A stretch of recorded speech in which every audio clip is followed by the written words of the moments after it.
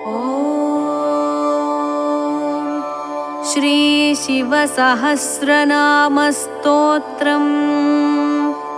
वासुदेव उवाच ततः स प्रयतो भूत्वा मम तात युधिष्ठिर प्राञ्जलिः प्राह विप्रश्यन्नाम सङ्ग्रहमादितः। उपमन्युरुवाच ब्रह्मप्रोक्तैर्ऋषिर्प्रोक्तैर्वेदवेदाङ्गसम्भवैः सर्वलोकेषु विख्यातं स्तुत्यं स्तोष्यामि नामभिः। महद्भिर्विहितैः सत्यैः सिद्ध्यैः सर्वार्थसाधकैः ऋषिणा तण्डिना भक्त्या कृतैर्वेदकृतात्मना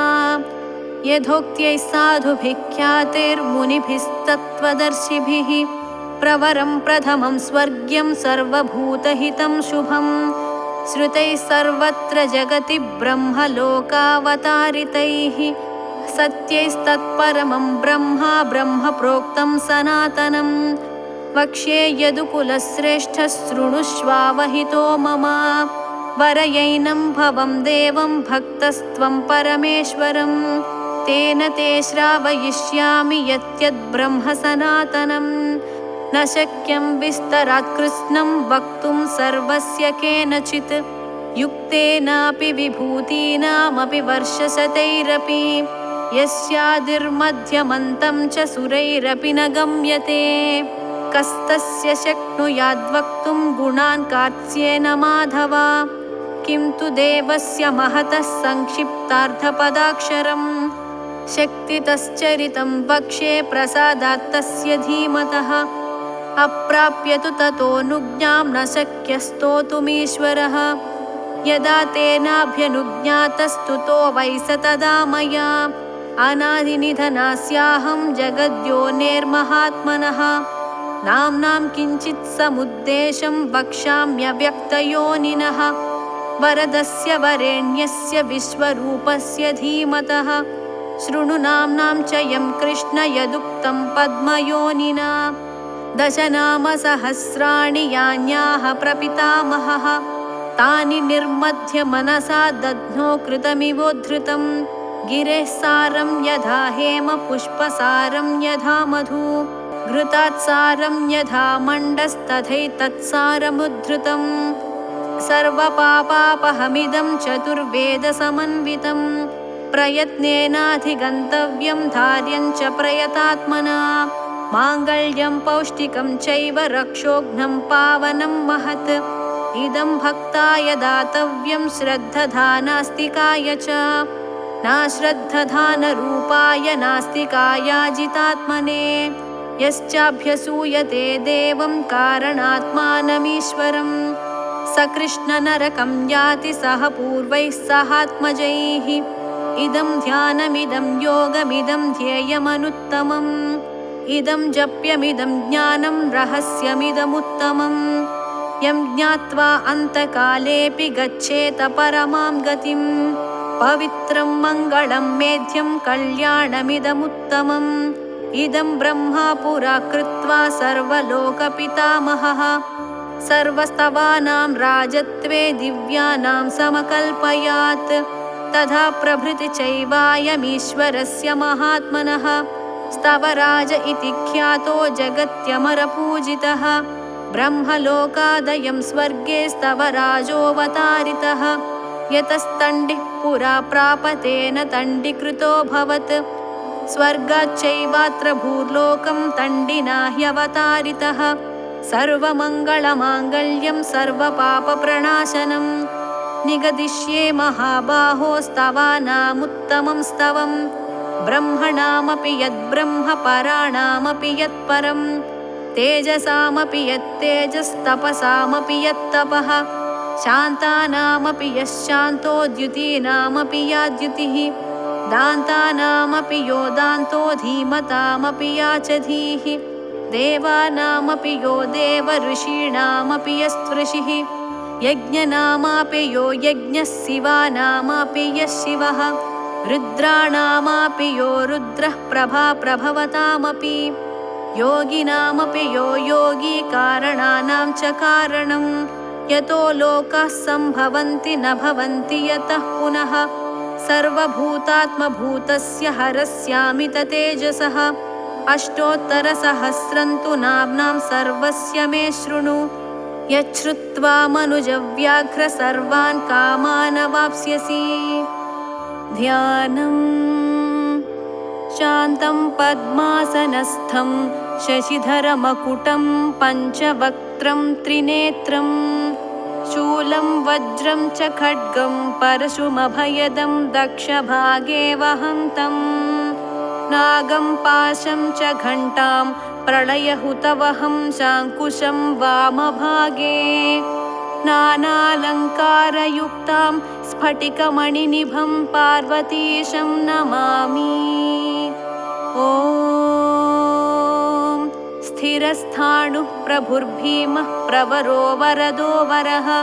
सर्वात्मा सर्वविख्यातः सर्वः सर्वकरो भवः जटी चर्मी शिखण्डी च सर्वाङ्गः सर्वभावनः हरश्च हरिणाक्षश्च सर्वभूतहरः प्रभुः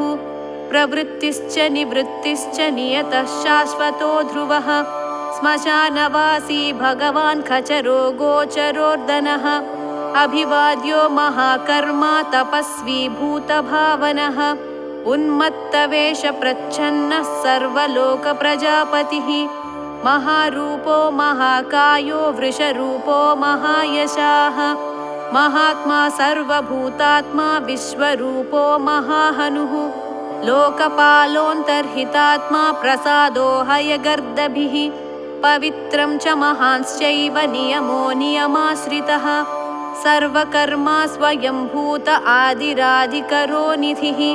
सहस्राक्षो विशालाक्षः सोमो नक्षत्रसाधकः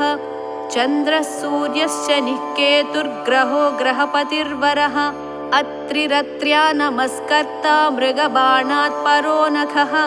महातपा घोरतपा अदीनो दीनसाधकः संवत्सरकरो मन्त्रः प्रमाणं परमं तपः योगी योज्यो महाबीजो महारेता महाबलः सुवर्णरेतः सर्वज्ञः सुबीजो बीजवाहनः दशबाहुस्त्वनिमिषो नीलकण्ठौ उमापतिः विश्वरूपः स्वयं श्रेष्ठो बलवीरो बलो गणः गणकर्ता गणपतिर्दिग्वासः काम एव च मन्त्रवित्परमो मन्त्रः सर्वभावकरो हरः कमण्डलुधरो धन्वी बाणहस्तः कपालवान् अशनीशतघ्निखड्गी पट्टिशी चायुधी महान् श्रुवहस्तः सुरूपश्च तेजस्तेजस्करो निधिः उष्णीषी च सुवक्त्रश्च उदग्रो विनतस्तथा दीर्घश्च हरिकेशश्च सुतीर्थः कृष्ण एव च शृगालरूपः सिद्धार्थो मुण्डः सर्वशुभङ्करः अजश्च बहुरूपश्च गन्धधारी कपर्द्यपि ऊर्ध्वरेता ऊर्ध्वलिङ्ग ऊर्ध्वशायी नभस्थलः त्रिजटी क्षीरवासाश्च रुद्रः सेनापतिर्विभुः अहश्चरो नक्तं चरस्तिग्ममन्युः सुवर्चसः गजः दैत्यः कालो लोकधाता गुणाकरः सिंहशार्दूलरूपश्च आर्द्रचर्माम्बरावृतः कालयोगी महानाथः सर्वकामश्चतुष्पथः निशाचरः प्रेतचारी भूतचारी महेश्वरः बहुभूतो बहुधरः स्वर्भानुरमितो गतिः नृत्यप्रियो नित्यनर्तो नर्तकः सर्वलालसः घोरो महातपः पाशो नित्यो गिरिरुहो नभः सहस्रहस्तो विजयो व्यवसायो ह्यतन्द्रितः अधर्षणो धर्षणात्मा यज्ञः कामनाशकः दक्षयागापहारी च सुसहो मध्यमस्तधा तेजोपहारी बलः मुदितोर्धोजितो वरः गम्भीरघोषो गम्भीरो गम्भीरबलवाहनः न्यग्रोधरूपो न्यग्रोधो वृक्षकर्णस्थितिर्विभुः सुतीक्ष्णदशनश्चैव महाकायो महाननः विश्वक्सेनो हरिर्यज्ञः संयुगापीडवाहनः तीक्ष्णतापश्च हर्यस्वः सहायः कर्मकालवित् विष्णुप्रसादितो यज्ञः समुद्रो बडबामुखः हुताशनसहायश्च प्रशान्तात्मा हुताशनः उग्रतेजा महातेजा जन्यो विजयकालवित् ज्योतिषामयनं सिद्धिः सर्वविग्रह एव च शिखी मुण्डी जटी ज्वाली मूर्तिजो मूर्धगो बली वेणवी पणवी ताली खली कालकटङ्कटः नक्षत्रविग्रहमतिर्गुणबुद्धिर्लयोगमः प्रजापतिर्विश्वबाहुर्विभागः सर्वगोमुखः विमोचनः सुसरणो हिरण्यकवचोद्भवः मेढ्रजो बलचारी च महीचारी श्रुतस्तथा सर्वतूर्यनिनादी च सर्वातोद्यपरिग्रहः व्यालरूपो गुहावासी गुहो माली तरङ्गवित् त्रिदशस्त्रिकालधृक्कर्म सर्वबन्धविमोचनः बन्धनस्त्वसुरेन्द्राणां युधिशत्रुविनाशनः साङ्ख्यप्रसादो दुर्वासः सर्वसाधुनिषेवितः प्रस्कन्दनो विभागज्ञो अतुल्यो यज्ञभागवित् सर्ववासः सर्वचारी दुर्वासा वासवोमरः हैमो हेमकरो यज्ञः सर्वधारीधरोत्तमः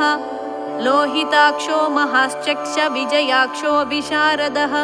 संग्रहो निग्रहः कर्ता सर्पचीरनिवासनः मुख्यो मुख्यश्च देहश्च काहलिः सर्वकामदः सर्वकालप्रसादश्च सुबलो बलरूपधृत् सर्वकामवरश्चैव सर्वदः सर्वतोमुखः आकाशनिर्विरूपश्च निपाति ह्यवः खगः रौद्ररूपोऽंशुरादित्यो बहुरश्मिः सुवर्चसी वसुवेगो महावेगो मनोवेगो निशाचरः सर्ववासी श्रियावासी उपदेशकरोकरः मुनिरात्मनिरालोकः संभग्नश्च सहस्रदः पक्षी च पक्षरूपश्च अतिदीप्तो विशाम्पतिः उन्मादो मदनः कामो ह्यस्वत्तोऽर्धकरो यशः वामदेवश्च वामश्च प्राग्दक्षिणश्च वामनः सिद्धयोगी महर्षिश्च सिद्धार्थः सिद्धसाधकः भिक्षुश्च भिक्षुरूपश्च विपणो मृदुरव्ययः महासेनो विशाखश्च षष्टिभागो गवाम्पतिः वज्रहस्तश्च विष्कम्भी च मूस्तम्भन एव च वृत्तावृत्तकरस्तालो मधुर्मधुकलोचनः वाचस्पत्यो वाजसनो नित्यमाश्रमपूजितः ब्रह्मचारी लोकचारी सर्वचारी विचारवित् ईशान ईश्वरः कालो निशाचारी पिनाकभृत् निमित्तस्थो निमित्तं च नन्दिर्नन्दिकरो हरिः नन्दीश्वरश्च नन्दी च नन्दनो नन्दिवर्धनः भगहारी निहन्ता च कालो ब्रह्मा पितामहः चतुर्मुखो महालिङ्गश्चारुलिङ्गस्तथैव च लिङ्गाध्यक्षः सुराध्यक्षो योगाध्यक्षो युगावहः बीजाध्यक्षो बीजकर्ता अध्यात्मानुगतो बलः इतिहासः सकल्पश्च गौतमोऽधनिशाकरः दम्भो ह्यदम्भो वैदम्भो वश्यो वशकरः कलिः लोककर्ता पशुपतिर्महाकर्ता ह्यनौषधः अक्षरं परमं ब्रह्म बलवच्छक्र एव च नीतिर्ह्यनीतिः शुद्धात्मा शुद्धो मान्यो गतागतः बहुप्रसादः सुस्वप्नो दर्पणोऽधत्वमित्रजित् वेदकारो मन्त्रकारो विद्वान् समरमर्दनः महामेघनिवासी च महाघोरो वशीकरः अग्निज्वालो महाज्वालो अतिधूम्रो हुतो हविः वृषणः शङ्करो नित्यवर्चस्वी धूमकेतनः नीलस्तथाङ्गलुब्धश्च शोभनो निरवग्रहः स्वस्तिदस्वस्तिभावश्च भागी भागकरो लघुः उत्सङ्गश्च महाङ्गश्च महागर्भपरायणः कृष्णवर्णः सुवर्णश्च इन्द्रियं सर्वदेहिनां महापादो महाहस्तो महाकायो महायशाः महामूर्धा महामात्रो महानेत्रो निशालयः महान्तको महाकर्णो महोष्टश्च महाहनुः महानासो महाकम्बुर्महाग्रीवश्मशानभाक् महावक्षा महोरस्को ह्यन्तरात्मा मृगालयः लम्बनो लम्बितोष्टश्च महामायः पयोनिधिः महादन्तो महादंष्ट्रो महाजिह्वो महामुखः महानखो महारोमा महाकेशो महाजटः प्रसन्नश्च प्रसादश्च प्रत्ययो गिरिसाधनः स्नेहनो स्नेहनश्चैव अजितश्च महामुनिः वृक्षाकारो वृक्षकेतुरनलो वायुवाहनः गण्डली मेरुधामा च देवाधिपतिरेव च अथर्वशीर्षः सामास्य ऋक्सहस्रामिते क्षणः यजुः पादभुजो गुह्यप्रकाशो जङ्गमस्तथा अमोघार्थः प्रसादश्च अभिगम्यः सुदर्शनः उपकारः प्रियः सर्वः कनकः काञ्चनच्छविः नाभिर्नन्दिकरो भावः पुष्करस्थपति स्थिरः द्वादशस्त्रासनश्चाद्यो यज्ञो यज्ञसमाहितः नक्तं कलिश्च कालश्च मकरः कालपूजितः सगणो गणकारश्च भूतवाहनसारथिः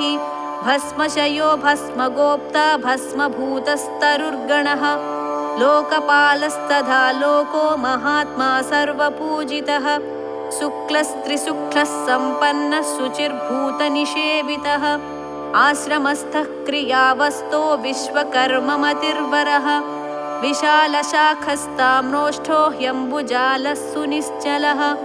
कपिलः कपिशः शुक्ल आयुश्चैव परोपरः गन्धर्वो ह्यदितिस्तार्क्ष्यः सुविज्ञेयः सुशारदः परस्वधायुधो देवो ह्यनुकारी सुबान्धवः तुम्बवीणो महाक्रोध ऊर्ध्वरेता जलेशयः उग्रो वंशकरो वंशो वंशनादो ह्यनिन्दितः सर्वाङ्गरूपो मायावी सुहृदो ह्यनिलोनलः बन्धनो बन्धकर्ता च सुबन्धनविमोचनः स यज्ञारिः स कामारिर्महादंष्ट्रो महायुधः बहुधा निन्दितः शर्वः शङ्करः शङ्करोधनः अमरेशो महादेवो विश्वदेवः सुरारिः अहिर्बुद्ध्यो निलाभश्च चेकितानो हविस्तथा अजैकपाच्च कापाली त्रिशङ्कुरजितः शिवः धन्वन्तरिर्धूमकेतुः स्कन्दो वैश्रवणस्तथा धाता शक्रश्च विष्णुश्च मित्रस्त्वष्टा ध्रुवोधरः प्रभावः सर्वगो वायुरर्यमा सविता रविः उषङ्गुश्च विधाता च मान्धाता भूतभावनः विभुर्वर्णविभावी च सर्वकामगुणावहः पद्मनाभो महागर्भश्चन्द्रवक्त्रोऽनिलोनलः बलवांश्चोपतान्तश्च पुराणः पुण्यचञ्चुरी कुरुकर्ता कुरुवासी कुरुभूतो गुणौषधः सर्वाशयो दर्भचारी सर्वेषां प्राणिनां पतिः देवदेवः सुखासक्तः सदसत्सर्वरत्नवित् कैलासगिरिवासी च हिमवद्गिरिसंश्रयः कूलहारी कूलकर्ता बहुविद्यो बहुप्रदः वणिजो वर्धकी वृक्षो वकुलश्चन्दनच्छदः सारग्रीवो महाजत्रुललोलश्च महौषधः सिद्धार्थकारी सिद्धार्थश्चन्दो व्याकरणोत्तरः सिंहनादः सिंहदंष्ट्रः सिंहगः सिंहवाहनः प्रभावात्मा जगत्कालस्थालो लोकहितस्तरुः सारङ्गो नवचक्राङ्गः केतुमाली सभावनः भूतालयो भूतपतिरहो रात्रमनिन्दितः वाहिता सर्वभूतानां निलयश्च विभुर्भवः अमोघः संयतो ह्यस्वो भोजनः प्राणधारणः धृतिमान् दक्षः सत्कृतश्च युगाधिपः गोपालिर्गोपतिर्ग्रामो गोचर्मवसनो हरिः हिरण्यबाहुश्च तथा गुहापालः प्रवेशिनां प्रकृष्टारिर्महाहर्षो जितकामो जितेन्द्रियः गान्धारश्च सुवासश्च तपःसक्तो रतिर्नरः महागीतो महानृत्यो ह्यप्सरो गणसेवितः महाकेतुर्महाधातुर्नैकसानुचरश्चलः आवेदनीय आदेशः सर्वगन्धसुखावहः तोरणस्तारणो वातः परिधिपतिखेचरः संयोगो वर्धनो वृद्धो अतिवृद्धो गुणाधिकः नित्य आत्मसहायश्च देवासुरपतिः पतिः युक्तश्च युक्तबाहुश्च देवो दिवि सुपर्वणः आषाढश्च सुषाढश्च ध्रुवोधहरिणो हरः वपुरावर्तमानेभ्यो वसुश्रेष्ठो महापदः शिरोहारी विमर्शश्च सर्वलक्षणलक्षितः अक्षश्च रथयोगी च सर्वयोगी महाबलः समाम्नायो समाम्नायस्तीर्थदेवो महारथः निर्जीवो जीवनो मन्त्रः सुभाक्षो बहुकर्कशः रत्नप्रभूतो रक्ताङ्गो महार्णवनिसानवित् मूलं विशालो ह्यमृतो व्यक्ताव्यक्तस्तपोनिधिः आरोहणोधिरोहश्च शीलधारी महायशाः सेनाकल्पो महाकल्पो योगो युगकरो हरिः युगरूपो महारूपो महानागहनो वधः न्यायनिर्वपणः पादः पण्डितो ह्यचलोपमः बहुमालो महामालः शशिहरसुलोचनः विस्तारो लवणः कूपस्त्रियुगः सफलोदयः त्रिलोचनो विषण्णाङ्गो मणिविद्धो जटाधरः बिन्दुर्विसर्गः सुमुखः शरः सर्वायुधः सहः निवेदनः सुखाजातसुगन्धारो महाधनुः गन्धपाली च भगवानुत्थानः सर्वकर्मणां मन्धानो बहुलो वायुः सकलः सर्वलोचनः तलस्तालः करस्थाली ऊर्ध्वसंहननो महान् छत्रं सुच्छत्रो विख्यातो लोकः सर्वाश्रयक्रमः मुण्डो विरूपो विकृतो दण्डी कुण्डी विकुर्वणः हर्यक्षः ककुभो वज्री शतजिह्वः सहस्रपात् सहस्रमूर्धा देवेन्द्रः सर्वदेवमयो गुरुः सहस्रबाहुः सर्वाङ्गः शरण्यः सर्वलोककृत् पवित्रं त्रिककुन्मन्त्रः कनिष्ठः कृष्णपिङ्गळः ब्रह्मदण्डविनिर्माता शतघ्नीपाशशक्तिमान् पद्मगर्भो महागर्भो ब्रह्मगर्भो जलोद्भवः गभस्तिर्ब्रह्मकृद्ब्रह्मी ब्रह्मविद्ब्राह्मणो गतिः अनन्तरूपो नैकात्मा तिग्मतेजा स्वयंभुवः ऊर्ध्वगात्मा पशुपतिर्वातरंहा मनोजवः चन्दनी पद्मनालाग्रः सुरभ्युत्तरणो नरः कर्णिकारमहास्रग्वी नीलमौलिः पिनाकधृत् उमापतिरुमाकान्तो जाह्नवी धृदुमाधवः वरो वराहो वरदो वरेण्यः सुमहास्वनः महाप्रसादो दमनश्शत्रुः श्वेतपिङ्गळः पीतात्मा परमात्मा च प्रयतात्मा प्रधानधृत् सर्वपार्श्वमुखस्त्रक्षो धर्मसाधारणो वरः चराचरात्मा सूक्ष्मात्मा अमृतो गोवृषेश्वरः साध्यर्षिर्वसुरादित्यो विवस्वान् सवितामृतः व्यासः सर्गः सुसंक्षेपो विस्तरः पर्ययो नरः ऋतुः संवत्सरो मासः पक्षः संख्या समापनः कलाकाष्ठा मात्रा मुहूर्ताः क्षपाक्षणाः विश्वक्षेत्रं प्रजाबीजं लिङ्गमाद्यस्तु निर्गमः